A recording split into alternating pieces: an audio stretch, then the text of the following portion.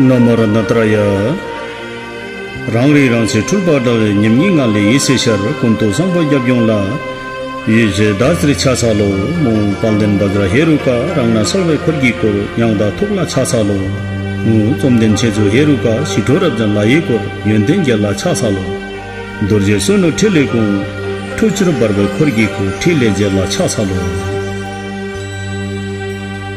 अहिले भर्खर मात्र सिठुको मेलम अथवा प्राणीदान गरियो जसलाई म केही व्याख्या गर्न गइरहेको छु यसमा कतिपय शब्दहरू भूल भए कुञ्चिसुम त्रिरत्नप्रति शिर नमन गर्दछु प्रथम भगवान बुद्धका शिक्षाहरूको मूल उद्देश्य नै प्राणीहरूलाई यो भावसागरबाट पार लगाएर बुद्धपाद दिलाउनु हो त्यसकारण उहाँको शिक्षाले आदि कल्याण मध्यम कल्याण र परिवर्तन कल्याणको कुरा मात्रै सिकाउँछ त्यस अन्तर्गत जसले राम्रोसँग अभ्यास गर्छन् उनीहरूले आफ्नो र अन्य सत्वहरूको पनि लौकिक अभिधेय र लोकोत्तर नैश्रेय अथवा मोक्षको सिद्धि गर्न र गराउन सक्छन् विशेष गरेर महायान बोधिसत्वयान परम्पराको मूल लक्ष्य पनि यही हो त्यसको लागि मूलत 3 शिक्षाको अभ्यास हुनु आवश्यक हुन्छ 3 शिक्षाहरू हुन् शील समाधि र प्रज्ञा यिनीहरूको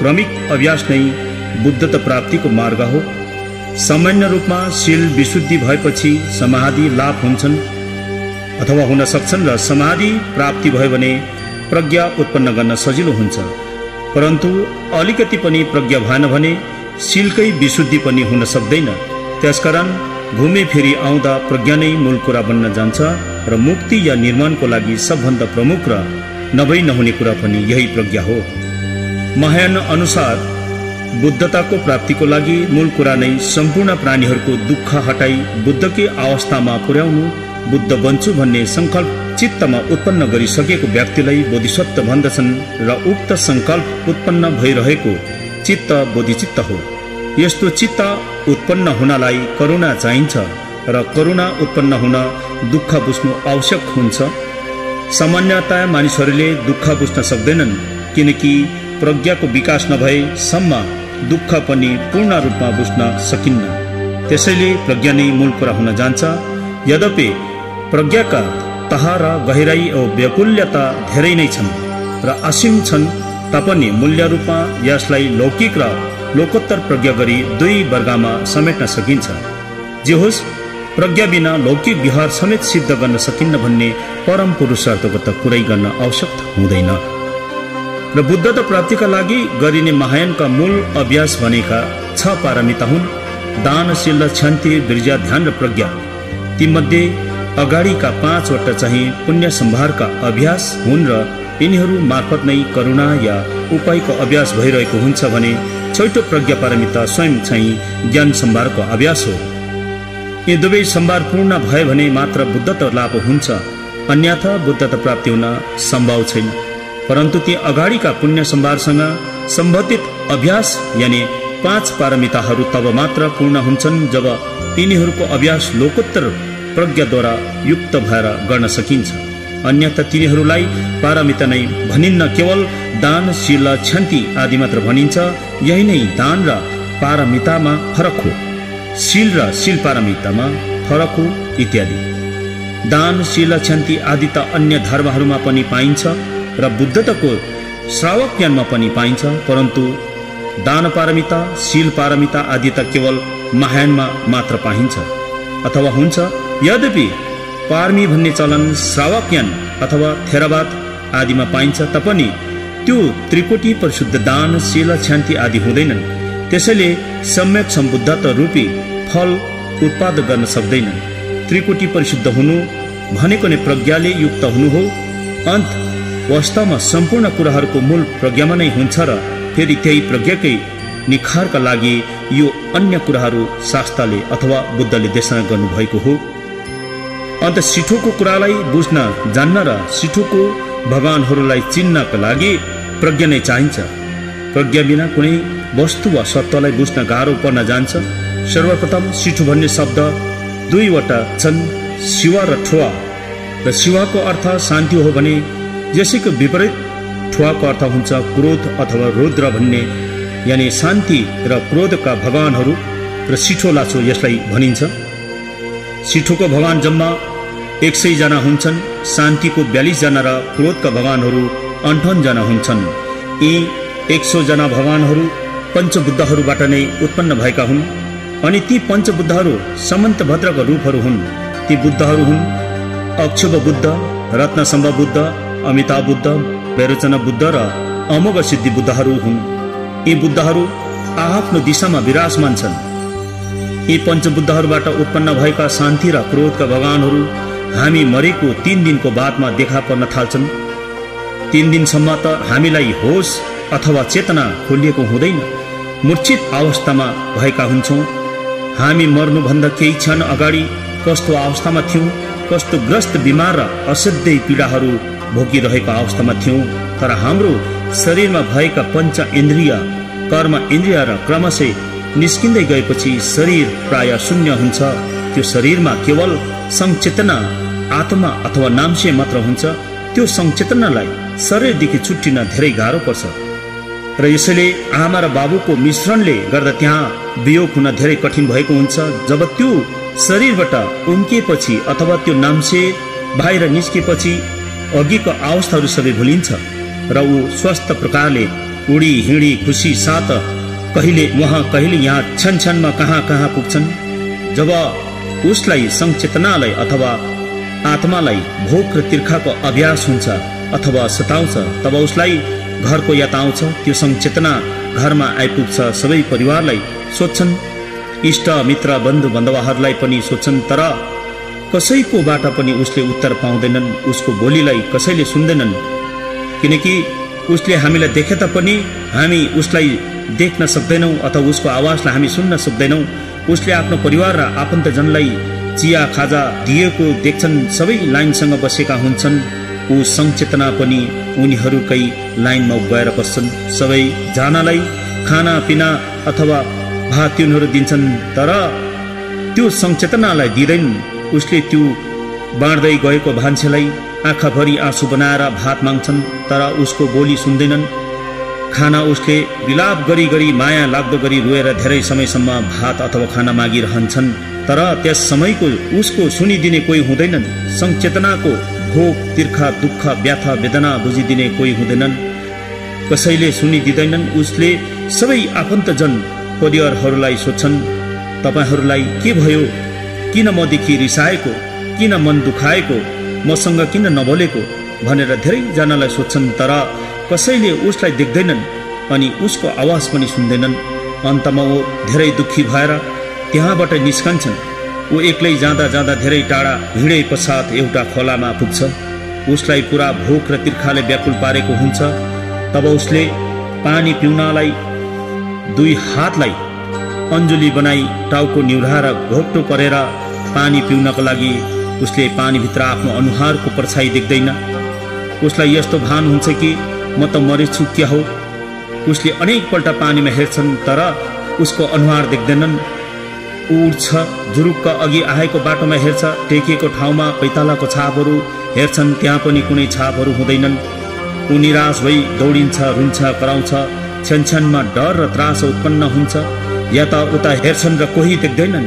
एक क्षणमा अन्धकार हुन्छ कि उज्यालो हुन्छ। यदि त्यो मर्ने मान्छेले अथवा संचेतनाले धर्म गरेको छ भने केही क्षण चेतना खुलिन्छ र धर्म गरेको छैन भने, पाप मात्र गरेको छ भने अन्यलमा नै 3 दिन बितेको पनि थाहा हुँदैनन्। अब चौथो दिनदेखि त्यो संचेतना आत्माको सिठोको भगवानहरूसँग दर्शन गर्ने यात्रा सुरु हुन्छ। संसारमा जिउँदो हुँदा आफूले गरेको धर्म र पापको पुण्यहरू त्यो संचेतनालाई मात्र थाहा हुन्छ। अब उसले पञ्चबुद्धहरूको अर्को रूपहरूलाई दर्शन गर्न सक्नुपर्छ। शान्ति र क्रोध अथवा शिव र ठुवाका भगवानहरूको प्रत्यक्ष रूपमा दर्शन गर्ने समय आयो। उसलाई यस्तो आवाजहरूले डर र आपत्ति उत्पन्न गराउँछ। घरि बादल गर्जेको सुन्छ, केही क्षणमा पानी परेको, बिजुली चम्किएको, हावा पानी आदि तुफान आएको अनुभव हुन्छ। जब अन्धकार त्यो कालो बादल उज्यालोमा परिणत हुन्छ, तब हेर्नै नसकिने अति डरलाग्दो विशाल कायाहरू उत्पन्न हुन्छन्। नाना थरीका डरलाग्दा जनावरहरूका टाउका भएका हातहरूमा धारिलो हात हतियारहरू लिएको अति डरलाग्दो गर्जनको साथ त्यो आत्मा अथवा संचेतनालाई मार्न आएको जस्तो हुन्छ। उसलाई यस्तो आपत्ति आइलाग्दा ऊ डरले यताउता दौडिन्छ, भाग्छ, गुहार माग्छ, सहायता माग्छ, तर त्यहाँ उसलाई सहयोग गर्ने कोही हुँदैन। न त संसारमा भेटेका आफन्तहरू हुन्छन्, न त प्रियजनै हुन्छन्, न त जन्म दिने आमा बाबु, न छोराछोरी, न इष्टमित्र नै हुन्छन्। आफू एक्लै त्यहाँ हुन्छ, केवल गर्जन र डरलाग्दो अनुहार भएका शान्तिका भगवानहरूका रूपहरूसँग। त्यस समय उसले यस्तो आवाज सुन्छ, यही हो, यही पापी, यही हो अधर्मी, हो र हाहा भन्ने अति नै डरलाग्दो आवाजहरू उसको कानमा गुन्जिन्छन् र त्यो आवाजहरूको ध्वनि त्यहाँ गुन्जिन्छ। अनि यसरी एक हप्तासम्म 42 जना शान्ति स्वरूप भगवानहरूले दर्शन दिई पञ्चबुद्धमा लीन भई लुप्त हुन्छन्। अन्त यसरी संचेतनाले 7 दिनको शान्तिको भगवानलाई दर्शन गर्ने समय सकिन्छ। संचेतना डराइरहेको हुन्छ, उसलाई अतीतमा गरेका धर्म, पाप, सुकर्म, कुकर्म, अन्याय र न्याय, सद्विचार, अत्याचारहरूको दृश्य आँखाको सामान्य आइरहन्छ। उसले त्यस समय पश्चाताप गरेर कुनै फाइदा छैन, अनि त्यहाँ उसलाई सन्तावना दिने पनि कोही हुँदैन। आफूले अतीतमा गरेको कर्मको फल भोग्नै पर्छ, चाहे धर्मको कर्म होस्, चाहे अधर्मको पापको कर्म होस्, जसरी भए पनि भोग्नु नै पर्छ। र त्यो संचेतना अथवा त्यो मान्छे मरेको 3 दिन अनि अघिदेखि बेहोस मूर्छित अवस्था बिउजेपछि तिमीले यस समय सारा संसारको चलाचल अवरुद्ध भएर रोकिएको पनि देख्नुभयो। त्यसमा अघि भनिएको जुन उसले भोगेको कुराहरू छ, यसलाई फेरि स्मरण गर्दै फेरि भन्नुहुन्छ, सबै दृश्यहरू अद्भुत र विचित्र भएको पनि देख्नुभयो। त्यसपश्चात अलौकिक प्रकाशमा बुद्ध एवं देव देविकाहरू प्रकट भएको देख्यौ। सबैभन्दा पहिले सम्पूर्ण आकाशको रंग नीलो देख्नुभयो। त्यस समय मध्यबिन्दुको विकासमान क्षेत्रबाट भगवान वैरोचना श्वेत अथवा सेतो वर्णमा सिंहको आसनमा बस्नु भएको, गगनेश्वरी यानी स्वर्गको मातासँग अङ्कमाल गरेको दृश्य पनि देख्नुभयो। दोस्रो दिनमा तिमी प्रवेश भयो। त्यस दिन तिमीले पूर्व दिशाको अभिरुचि नामक बुद्ध क्षेत्रबाट भगवान वज्र सत्व अथवा अक्षुभ बुद्ध नीलो रङमा हातमा 5वटा धार भएको दुर्जे लिएको हात्तीको सिंहासनमा बस्नु भएको माता बुद्ध लोचनाले अङ्कमाल गरेकी मुद्रामा दर्शन गर्नुभयो। यसको साथसाथै लास्यमा र पुष्पेमा अर्धचन्द्रकार भएर इन्द्रधनुषी उज्यालो विमानमा बस्नु भएको दर्शन पनि तिमीले पाउनुभयो। यसबाट 6 जना बुद्धकायहरूको पनि दर्शन पाइसक्नुभयो। र जब तिमी मरेको तेस्रो दिन जब तिमी भयभीत भइरहेको हुनेछ, त्यति बेला तिमीलाई उदय भएको कृपाको अंकुशमा अल्झिरहेको थियो र तलतिर झरेको अनुभव गर्यौ। त्यस समय डरले भाग्यौ। तब तेस्रो दिन रत्न सम्भव बुद्ध आफ्नो सहयोगी देवा देवीहरूसँग मानव लोकबाट तिमीलाई स्वागत गर्न आएको थियो। त्यहाँ नाना प्रकारको रङ भएको तेज ज्योतिहरूलाई दर्शन गर्यौ। त्यस ज्योतिहरूको बीचबाट पहिलो रंग तेज ज्योति र पहिलो रङको शरीर भएको रत्न जडितले सजिएको घोडाको आसनमा विराजमान गर्नुभएको बुद्ध रत्न सम्भवलाई देख्नुभयो।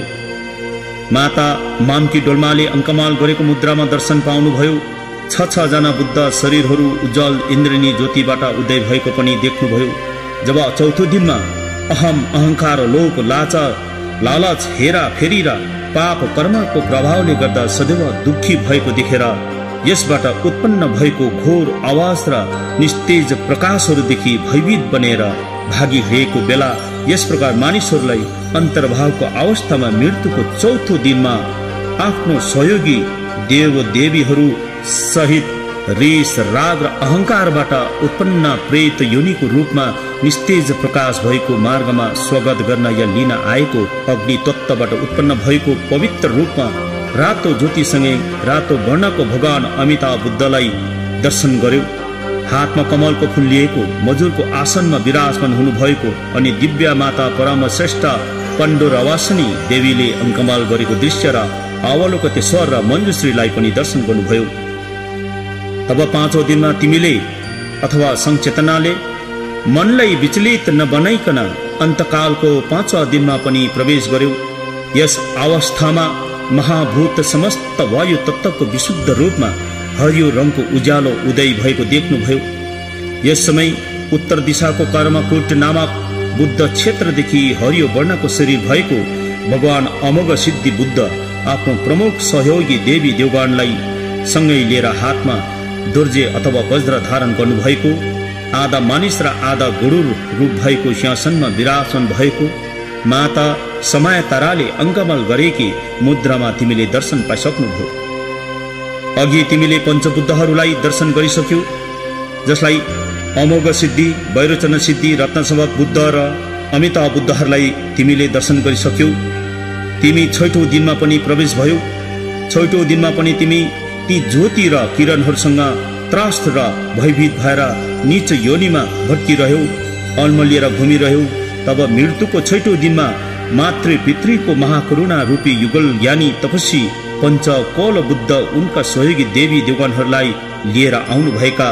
तब तिमी संसारिक संस्कारहरूको माया मोहमा फसेर उनीहरूदेखि आतंकित र त्रास्त भइरहेको बेला परिमण्डलको मध्य भागको विकीर्ण नामक बुद्ध क्षेत्रबाट माता पिता रूपी युगनद्ध बुद्ध वैरोचन पहेँलाको जस्तै गरेर दर्शन दिनुभयो।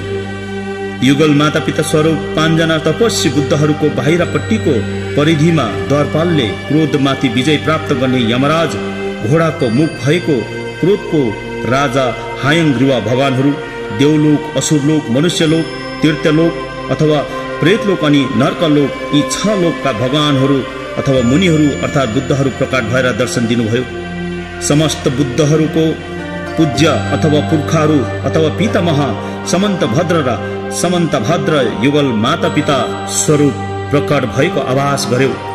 ती बुद्ध र देवी देवगण यी समस्त बुद्ध क्षेत्रबाट अवतरित कतै बाहिरबाट आउनु भएका होइनन्। यिनीहरू सबै तिम्रो हृदय स्थलको मध्य भाग र 4 दिशाहरूबाट उत्पन्न भएर आएको थियो। यी सबै बुद्ध र देवगणहरू तिम्रो हृदयको भित्री भागबाट उत्पन्न भई बाहिर निस्केर दर्शन दिइसकेको छ। यी बुद्ध र देव देवीगण कतैबाट आएका होइनन्, तर तिनीहरू सबै तिम्रै ज्ञान शक्तिमा अनन्तकालदेखि बसेका हुन्। यिनीहरू अनभौतिक अथवा अनभौगिक रूपमा विराजमान थिए। अन्त यिनीहरूलाई उनीहरूकै रूपमा तिमीले चिन्नु सक्थ्यौ। तिम्रो मृत्युको 7औं दिनमा इच्छा आकांक्षाहरू पवित्र धातुको रूपमा शुद्ध भएर 5 रङ बिरङ्गी ज्योतिसँग उदय भएको पनि तिमीले देख्यौ। ज्ञान देव देवी डाकिनी परिहरू हातमा नाना प्रकारका धारिलो हतियारहरू लिएको, खुनले भरेको खोपडी लिएको, आफ्नो मुद्रामा नृत्य गरेको तिमीले दर्शन पायौ। परिमण्डलाको बाहिरी हिस्साबाट असंख्य डाकिनीहरू परिहरू, 8वटा महाशमशानहरूका डाकाहरू अथवा पुरुष परिहरू, 4 बुद्ध क्षेत्रका डाकाहरू, वीर योद्धाहरू, किङ्गार धर्मरक्षक धर्मपालहरू, हाड र छालाले बनिएको गरगहना पहिरिएको स्त्री पुरुषहरू, नाना प्रकारका हड्डीले बनिएको बाजा घजा बजाएर तिमीलाई स्वागत गरेको अनुभव गरिसक्यौ। 5 रङ्ग ज्योति जस्तै रङ्गीन धागोमा गुथिएका झैं रङ्ग बिरङ्गी चमचम चम्किने झलक मलक सरर गर्दै एउटा स्वच्छ तेजवी ज्योति 5 जना विद्या र ज्ञानका देवगण विद्याधरहरूको हृदय स्थलबाट उत्पन्न भएर तिम्रो हृदयको छेउबाट आँखाहरूलाई असाध्य वेदना दिँदै आएको थियो। त्यसबेला यसको रङ सँगसँगै मूर्खलोक अथवा पशुलोकदेखि निस्तेज नीलो रङको ज्योति पनि देखा परेको थियो। त्यसबेला तिमी संसारिक वासनाहरूको अधीनमा परेर भ्रमित भई त्यो तेजवी रङप्रति आकृष्ट भयो। यस अवस्थामा तिमी 5 रङको तेजवी ज्योतिसँग भयभीत र आतंकित भएको थियो।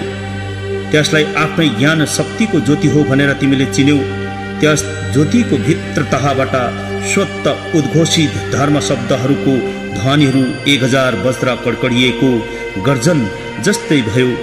यी शब्दहरूको गुन्जन र महागर्जनदेखि आतंक, तीव्रता र उग्रताका आवाज ध्वनिहरू उत्पन्न भएको तिमीले अनुभव गर्यौ। यिनीहरू ध्वनिहरू, हे संचेतना, यी ध्वनिहरू गर्जनहरू तिम्रै प्राप्त ज्ञान शक्तिको रूपहरू थिए। यदि तिमी डरायौ भने पशुलोकबाट उत्पन्न भएको निस्तेज हरियो रङको प्रकाशसँग तिमीले अनुराग आकृष्ट भएर मोहमा फसिन्थ्यौ। त्यसप्रति आकर्षित भई मोहरूपी अन्धकारमा फसिएर कुकर्म गर्ने लोक अर्थात् पशुलोकमा पतित भएर सधैँभरि मूर्ख, नबोल्ने, नसुन्ने, लाटा गुङ्गा, अर्काको कमारो भएर बाँच्नु पर्नेछ। त्यहाँ मार मार काट काट जस्तो अनन्त दुःख कष्ट भोग्नु पर्ने अवस्था तिमीले अनुभव गर्यौ। हे संचेतना, अब 7औं दिनको तल झर्ने अवस्था अथवा तिर्यक, पशुलोक, प्रेतलोक र नर्कहरू, परिचय प्रार्थनाहरू अनि अन्तर्भावको परिस्थितिमा शान्त र शान्तिप्रिय देवा देवीगणको आगमन, उपस्थिति र आवासहरूको परिचय यो 7औं दिनको यही सम्पन्न हुन्छ र 8औं देखि 14औं दिनसम्म उग्र रूप धारण गर्ने देवी देवता गणको प्रादुर्भाव अथवा उत्पत्ति अनि उनीहरूको परिचयहरू यसरी सुरु हुन्छ। जो उक्त अवस्थामा अन्तर्भावका 7 दिनभित्र 7 प्रकारको बाधा अडचनहरू थिए, यसकारण सम्यक शान्त देवी देवगण सम्पूर्ण ज्ञानले युक्त भएका विद्याधरहरू सँगसँगै डाका डाकिनीहरू उनको स्वागत गर्न आएपछि क्रोधको आगोमा प्रज्वलित भएका 58 हेरुका देवगण उक्त शान्त रूपधारी देवगणको विपरीत रूप लिएर प्रकट हुन्छन्। यिनीहरू शान्तिप्रिय देवगण जस्ता हुँदैनन्। यिनीहरू क्रोधी, प्रचण्ड, उग्र र भयानक डरलाग्दा रगत पिउँदै गरेको हुन्छन्। तर यी सबै क्रोधी, उग्र रूपधारी देवी देवगण सबै अन्तर्भावका रूपहरू हुन्। अब अन्तर्भावको 8औं दिनमा हेरुका उग्र रूप धारण गर्ने देवी देवगणहरू तिम्रो अघि देखा पर्नेछन्। अन्त तिमी अविचलित भएर उनीहरूलाई चिन्नु पर्छ।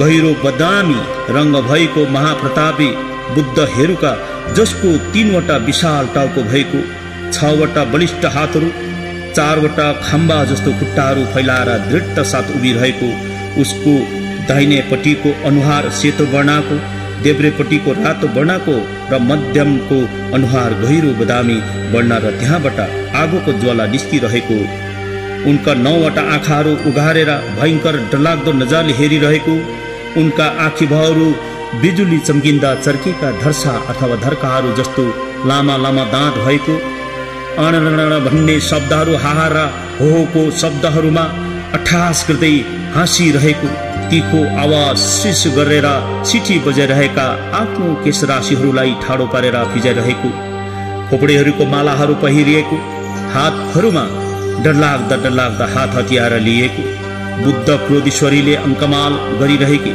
उनको हातमा शङ्खको पात्रमा रगत, मुखमा हाल्दै गरेकै खुन पिउँदै कण्ठबाट मेघ गर्जन जस्तो आवाज निस्किरहेको, यी देवी देवगणहरू तिम्रो मस्तिष्कको मध्यमबाट प्रकट भएर तिमीलाई दर्शन दिइरहेका छन्। यस्तो देखेर तिमी भयभीत त्रास्त नहुनु। वास्तवमा उनीहरू त भगवान वैरोचन बुद्ध युगल माता पिता दुवैको साक्षात रूपहरू हुन्। र तिमी 8औं दिनको पश्चात 9औं दिनमा वज्रकुलका हेरुका देवगण आत्मा अथवा संचेतनालाई स्वागत गर्न आउनेछन्। नीलो वर्णको शरीर भएको 3वटा मुखहरू, 6वटा हातहरू अनि 4 खुट्टामा दृढता साथ उभिएको, उसले पनि अघिको हेरुकाले जस्तै खोपडी हड्डीका मालाहरू लगाएका, बञ्चरो वज्र खोपडी लिएको माता वज्र क्रोधीश्वरीले अलिङ्गन गरिरहेकी मुद्रामा उभिएको र तिमीले यस्तो दर्शन पाउनुहुनेछ। सुन संचेतना, उसको हातमा पनि रगतले भरिएका पात्र लिएको र वज्र हेरुकालाई पिहाउँदै गरेको तिमीले देख्नेछौ। उनीहरू तिम्रो मस्तिष्कको पूर्वी कोणबाट निस्केको भगवान वज्र सत्व अथवा अक्षव बुद्धकै साक्षात रूप हो। तिमी उनीहरूसँग नडराऊ, बरु यसलाई भक्ति गर अनि तिमीलाई कल्याण हुनेछ। र तिमी मरेको 10औं दिनमा तिमी प्रवेश हुँदैछौ र त्यस दिनमा तिमीले रत्न कुलका भगवान रत्न हेरुका पहेँलो वर्णको शरीर धारण गर्नुभएको, 3वटा मुख, 6वटा हात अनि 4वटा बलिष्ठ खुट्टाहरू फैलाएर उभिएको मुद्रामा दर्शन दिनुहुनेछ। मातृका रत्न क्रोधीश्वरीले पितृरूप रत्न हेरुकालाई अङ्कमाल गरिरहेकी, हातहरूमा रत्न खडक, गदा लिएको, घण्टी, मानव खोपडी, त्रिशूल लिएको रूप तिमीले देख्नेछौ। उनीहरू त तिम्रै मस्तिष्कको दक्षिण कोणबाट निस्केको माता पिता रूपी युगनद्ध रत्न सम्भवका साक्षात रूपहरू हुन्। यसकारण तिमी डराउने काम छैन, भयभीत र त्रास्त हुनु हुँदैन। उनीहरू त तिमीलाई मुक्ति गराउन दर्शन दिन प्रकट भएका हुन्। तिमी मरेको 11औं दिनमा कमलको फूलको क्रममा रहेका रगत पिउने हेरुका देवी देवगणहरूले तिमीलाई दर्शन दिनेछन्। यिनीहरू पद्म कुलको हेरुका नामको पद्म हेरुका हुन्। गहिरो रातो वर्णको शरीर धारण गरेको, अघिकै हेरुकाहरूको मुद्रामा भएको दिव्या माता पद्मा क्रोधीश्वरीले अङ्कमाल गरिरहेकी अनि उनीप्रति अघि झै रगतका प्याला लिएकी हेरुकालाई पिलाउँदै गरेको रूपमा तिमीले दर्शन पाउनेछौ।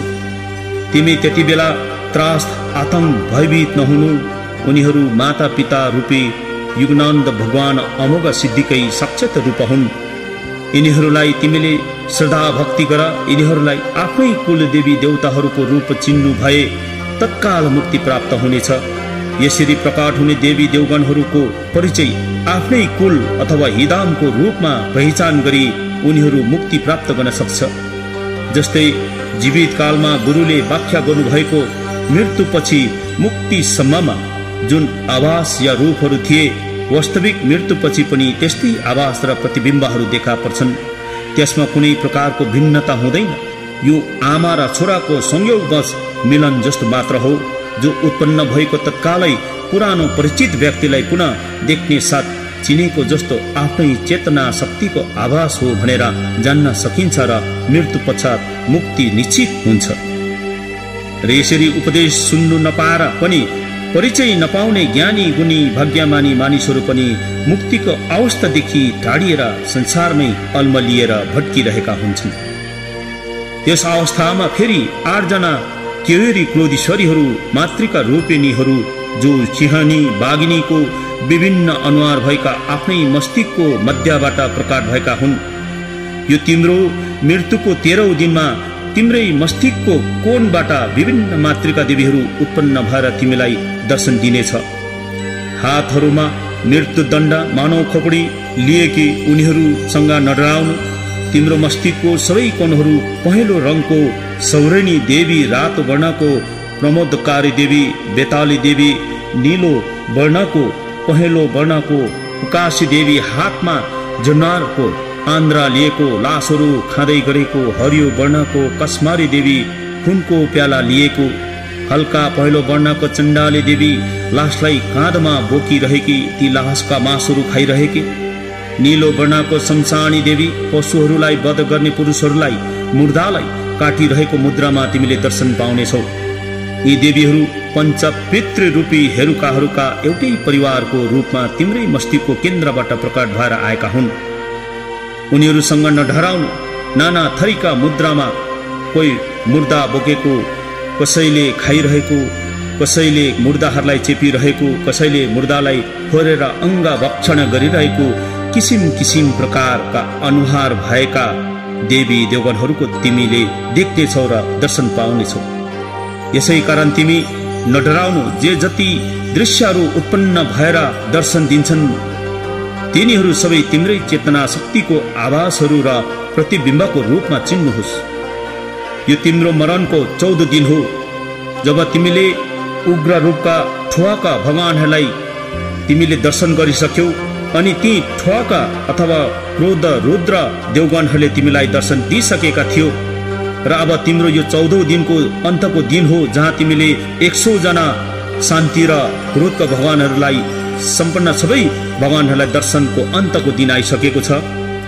र यो 14 दिनको दिनमा 4 जना नारी द्वारपालहरू विभिन्न रूप र रङ्गहरूमा अनि नाना प्रकारको मुद्रामा दर्शन पाउनेछौ।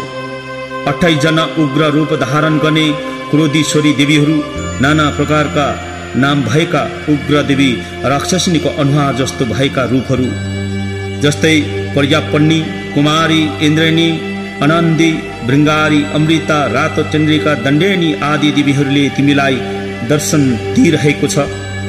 र ती भकृता देवीहरू गिद्धको शिर अनुहार भएकी, हातमा गदा धारण गरेकी, नन्दिनी रातो वर्णकी घोडाको टाउको र अनुहार भएकी, हातमा विशाल मुर्दाको धड धारण गरेकी, महाबला रातै वर्णकी गरुडको टाउको र अनुहार भएकी, हातमा गदा बोकेकी राक्षसिनी, कुकुरको टाउको र मुखकृति भएकी, हातमा वज्र धारण गरेकी कामिनी रातै वर्णकी, कनक पंक्षी सुन्यौली चराको टाउको र अनुहार भएकी, दुईटै हातले धनु बाण धारण गरेकी, धन रक्षिता हरियो वर्णकी, मृगको टाउको र अनुहार भएकी, हातमा कलश धारण गरेकी मुद्रामा देवीहरू पश्चिमी क्षेत्रबाट आएकी यी 6 जना योगिनीहरू तपाईका मस्तिष्कको केन्द्र बिन्दुबाट प्रकट भएर दर्शन दिइरहेको छ।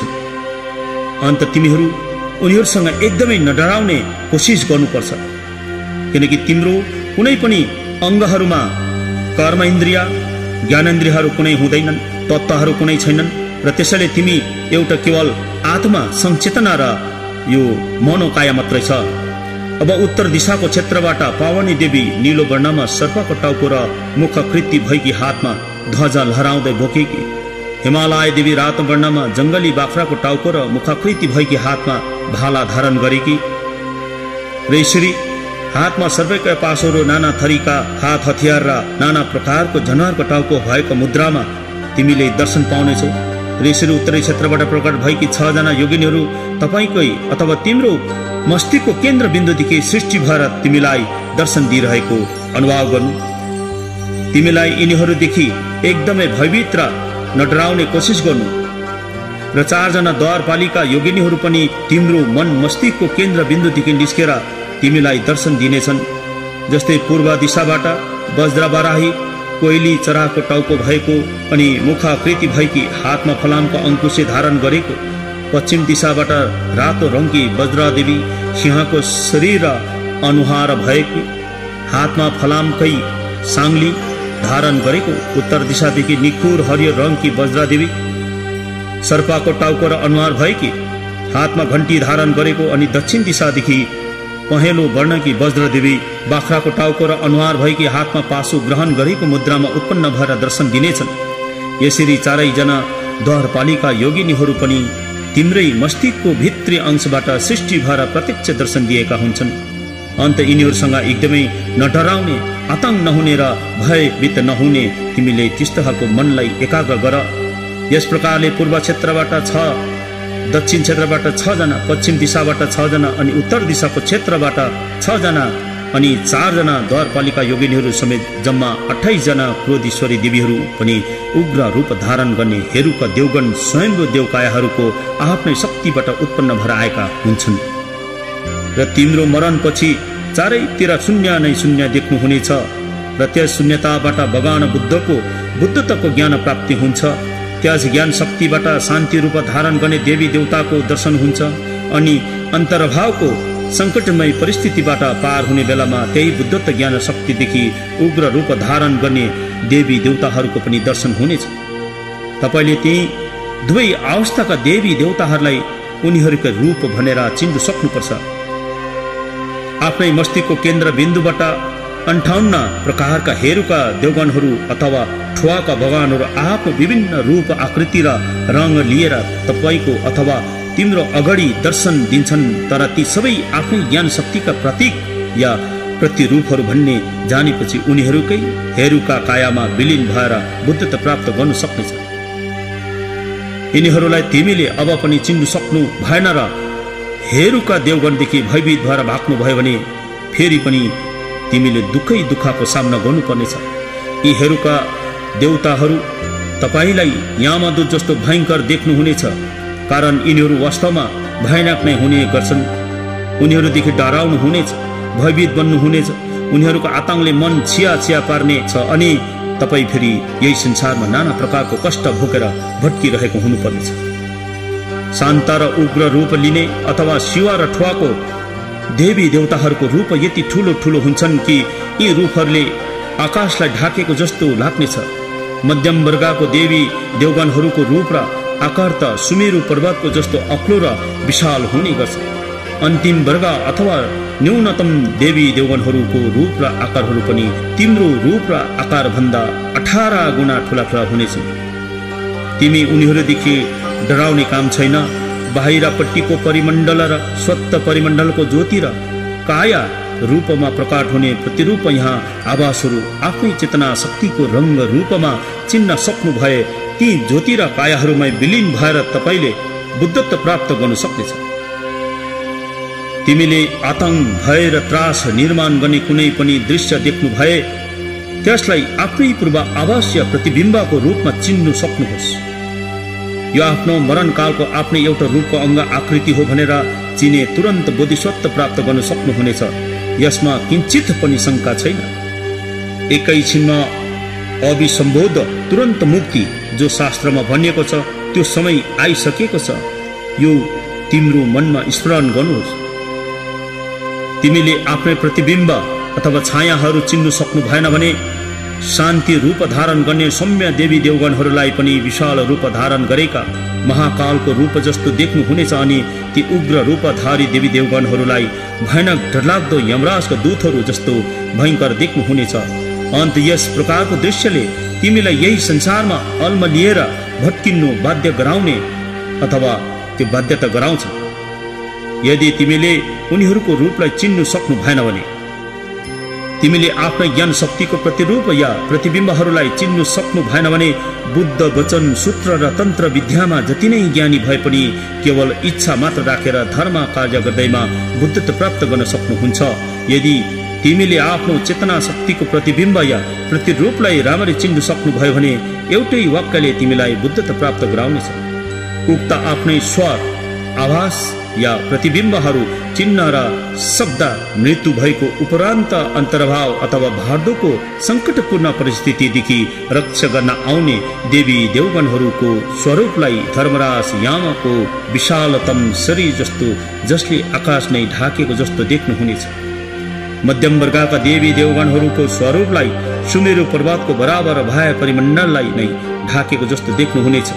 अनि उनीहरूले माथिल्लो दाँतले मन्दिराको ओठ चेपेर चमचम सिसा जस्तो चम्किने दाँतहरू पारेर केश राशिलाई चुल्ठो बाँधेर विशाल भुँडी अथवा पेट भएका पातलो कम्बर हातहरूमा चम्किलो धारिलो अस्त्र धारण गरेको मुखबाट मार मार काटकाटका शब्दहरूको ध्वनिमा कराउँदै कसैको हातमा मानव खोपडीको पात्रमा रगत पिउँदै मानव मस्तिष्कको गिरी निकालेर पान गर्दै गरेका मुर्दालाई चिरफाड गरेर आन्द्राहरू र कलेजाहरू निकालेर भक्षण गर्दै गरेका जस्तो भयंकर रूप र मुद्राहरूले चारै दिशाहरू भरिएको जस्तो देखिनेछ। तिमीले यस प्रकारको भयंकर र अद्भुत दृश्यहरू देखेर न डराउनुस्, आतंकित नबन्नुस्, कारण तपाईको शरीर त मात्रै संसारबाट उत्पन्न भएको मनै काया हो। अन्त यो स्थूल शरीर मात्रै नष्ट हुन्छ, नाश हुन्छ, तर तिमी नष्ट हुनुहुन्न, तिमी नष्ट हुँदैन। तिमीलाई जति नै मारे काटे पनि तिमी मर्नु सक्दैन। तिमी त त्यो नश्वर शरीरको शून्य बिम्ब हुन्छ, त्यो शून्य बिम्ब हो जो कहिल्यै नष्ट हुँदैन। यसकारण उक्त सबै दृश्यहरू देखेर डराउने भयभीत हुने कुनै आवश्यकता छैन। त्यो तेजवी ज्योतिहरू यमराज र दूतहरू पनि केवल प्रतिबिम्बहरू हुन्। उनीहरूको कुनै स्थूल शरीर हुँदैन। अन्त कुनै शून्यदेखि अर्को शून्यको घात प्रतिघात हुँदैन। शून्यसँग शून्य ठोकिए शून्यकै सृष्टि हुन्छ। यसरी उक्त सबै दृश्यहरू स्वचेतना शक्तिका प्रतिबिम्बहरू हुन्, छायाहरू हुन्। त्यसपछि ती बाहिरी परिमण्डलका शान्त देवगण, उग्र क्रोधी हेरुका देवगण र विभिन्न आकृति रूपको शिर धारण गर्ने देवीगण, इन्द्रियका रङहरू, ज्योतिहरू, यमराजका रूप स्वरूपको कुनै सिद्ध प्रमाण छैन। यो कुरा निश्चित छ। अन्त यस निश्चितताको आधारमा तिमीले आफ्नो आतंक भय र डरहरूबाट मुक्ति पाउनुपर्छ। तब मात्र तिमीले उनीहरूको आभासमा अभिन्न रूपले विलीन भएर बुद्धत्व प्राप्त गर्नुहुनेछ। यसरी तिमीले आफ्नो प्रतिबिम्बहरूलाई चिनेपछि आफै आप तिमीले मनमा यसरी सोच्नुहुनेछ, यिनीहरू सबै मेरै कुलदेवी देवताहरू अथवा इदामहरू हुन्। उनीहरू मलाई यस अन्तर्भावका सङ्कट र विपदहरूले भरिएको मार्गदेखि रक्षा गर्नु आउनुभएका हुन्। म उनीहरूको शरणमा जान्छु भनेर तिमीले सोच्नुपर्छ। यसरी उनीहरूप्रति उन्मुख भएर मुक्तिको आशा राख्नुपर्छ। त्रिरत्नको विधि विधानहरूको अनुसरण गर्नुहोस्। तिमीले आफ्नो कुल देवी देवताहरूलाई स्मरण गर्नुपर्छ।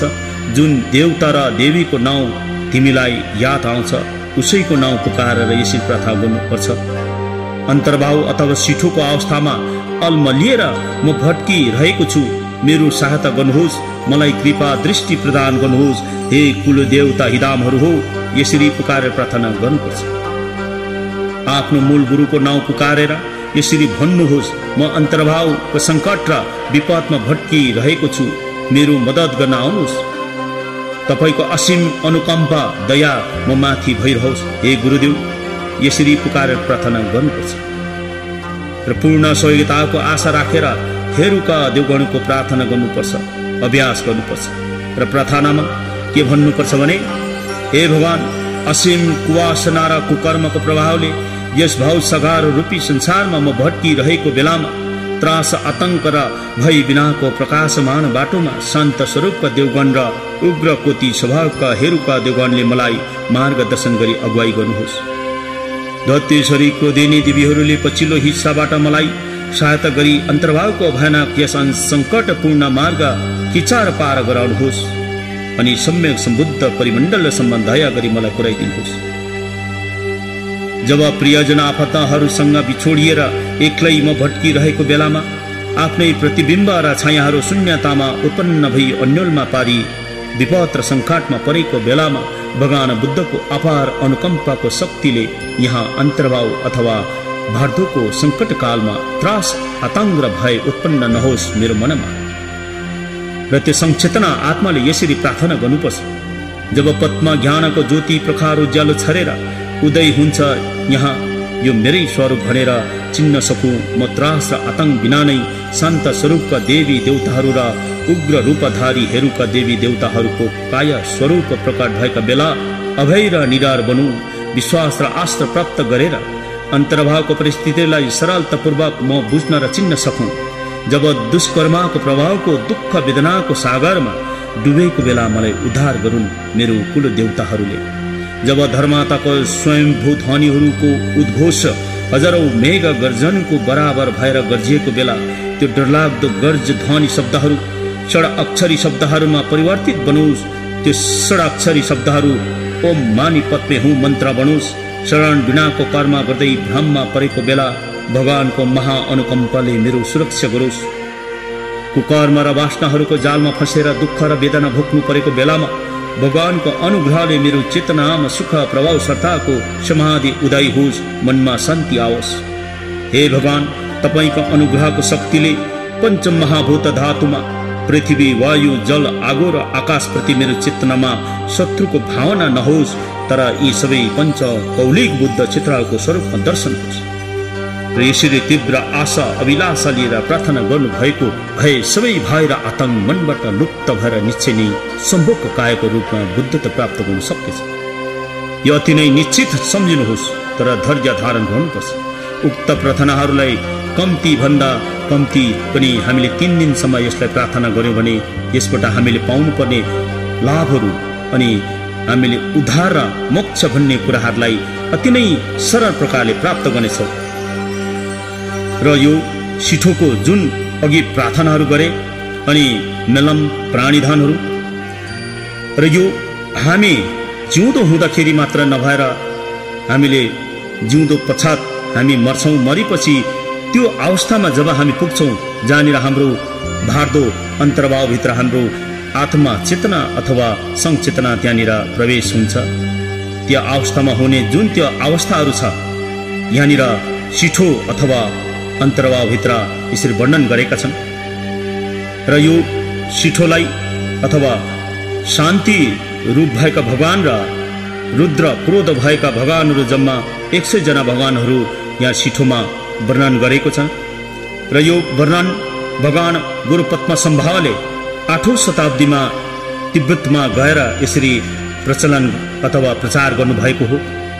र यो अति नै महान ग्रन्थ अनि जुन हामी मरे पश्चात हुने जुन दुःखहरू छन्, हामीले भोग्नुपर्ने आतङ्क त्रास र डरहरू छन्, त्यसलाई प्रहण गर्न सक्ने अथवा त्यो भय र त्रासहरूदेखि मुक्त हुने उपायहरू गुरु पद्मसम्भवले बताउनु भएका छन्। र यो ग्रन्थमा हामी मरेर मात्रै यो कुराहरूलाई भेट्ने भन्ने अथवा त्यहाँबाट हामी मुक्ति र मोक्ष हुने भन्ने कुराहरूलाई नलिएर हामी जिउँदैमै हामीले यो शास्त्रलाई अथवा यसको अर्थहरूलाई अथवा यसलाई पाठ गर्यौं भने हामीले जिउँदोमा नै गर्ने अभ्यास र कोसिस गर्नुपर्ने रहेछ। र हामीले यस ग्रन्थलाई जिउँदोमा हेरेनौं र यस सिठो अथवा भार्दोलाई बुझेनौं भने हामी मरेर कसै गुरुद्वारहरूबाट विद्याधरहरू अथवा परम गुरुहरूबाट त्यो व्याख्या गरे तापनि हामीमा के भने 100मा हामीले 25% मात्रै हामीले त्यसलाई ग्रहण गर्नुपर्ने रहेछ। र हामीले जिउँदो हुँदाखेरि नै सम्पूर्ण पाठहरू आफैले नै पाठन गरेको र आफूले नजाने तापनि अति नै शुद्ध प्रकारले पढिदिने हितैषी साथी गुरु अथवा मित्रहरू छन्, उहाँहरूबाट पनि हामीले सुन्न पायौँ भने यो महाश्रुत विमुक्तिको पाठहरू नियमित रूपले गरे हामीले त्यहाँबाट सम्पूर्ण रूपले त्यसलाई बुझेर हामी आउने जुन त्यो धार्दो अन्तर्भावमा चाहिँ हामी फसिनु नपर्ने त्यो उपायहरू यहाँनिर गुरु पद्मसम्भावले बताइदिनु भएको छ। र यसैले यो जुन गर्नुपर्ने सिठोको पूजाहरू, सिठोको पाठहरू र अन्तर्भावको जुन यो ग्रन्थहरू छन्, अन्तर्भावको जुन त्यो मरेर गएको दिनहरूमा जुन हामी 49 दिन भोग्नु पर्ने त्यो यात्राहरू छ, यसमा हामीले अति डरलाग्दोसँग भोग्नु नपर्ने, हामीले जिउँदोमै नै त्यो कुराहरूलाई जानेको छौँ भने यो 7 दिनको शान्ति भगवानहरूको डरलाग्दो रूप र अनि 8औं देखि लिएर 14औं दिनभित्र लिएको 58 जना उग्र रूप भएको देवगणहरूको त्यो महाविराट विशाल रूपहरूलाई हामीले हेर्दै डराउनु पर्ने हुँदैन रहेछ र त्यो हामीले जिउँदै हुँदाखेरि नै त्यो रूपहरूलाई चिन्नु र जान्नु पर्ने रहेछ।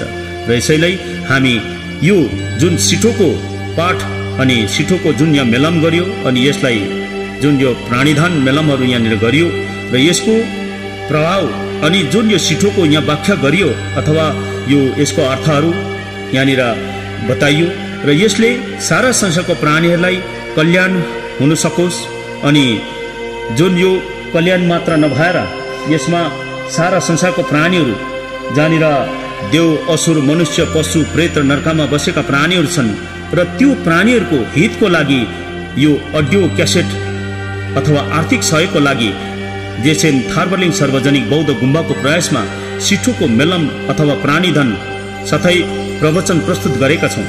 हामीलाई आशा छ यस मेलम र बुद्ध बाणीले सबै मानव पशु प्रेत नरक अनि समस्त त्रिधातुका प्राणीहरूलाई कल्याण हुनेछ भनी हामी त्रिरत्नप्रति आस्था गर्दछौँ र यसैले यो सबैलाई कल्याण होस् र सबै प्राणीहरूले यो शास्त्रलाई सुनेर बुझेर सबै प्राणीहरू उद्धार र मोक्ष प्राप्त गरून् भनी हामी भगवान त्रिरत्नप्रति आशा राख्दै यो मेरो सिठोको प्रवचनलाई यहीँ राख्दछु।